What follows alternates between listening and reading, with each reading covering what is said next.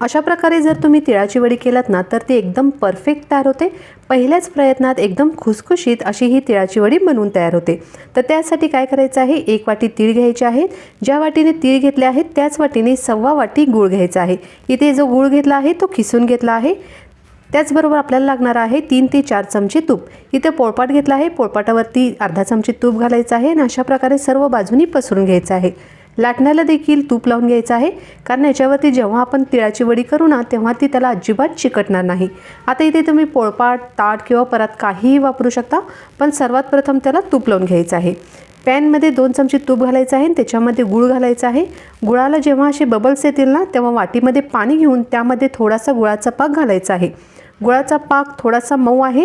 गुळाचा पाक एकदम परफेक्ट पाण्यामध्ये घातल्यानंतर कडक तयार झाला पाहिजे।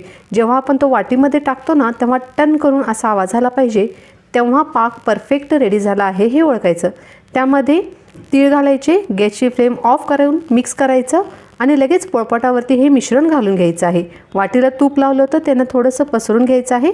त्याच्यानंतर लाटण्याने तुम्हाला किती जाड किंवा पातळ हवं असेल तसं लाटून घ्यायचं आहे। लाटल्यानंतर लगेच गरम असताना याच्या वड्या पाडायच्या आहेत, कारण गार झाल्यानंतर याच्या वड्या पडत नाहीत तर ते पूर्ण असं निघून येतं। तर त्यासाठी वड्या गरम असतानाच पाडून घ्यायच्या आहेत, त्यामुळे एकदम छान वड्या पडल्या देखील जातात आणि एकदम खुसखुशीत अशीच पहिल्या प्रयत्नात तिळाची वडी ही तयार होते। तर तुम्ही देखील नक्की ट्राय करून बघा।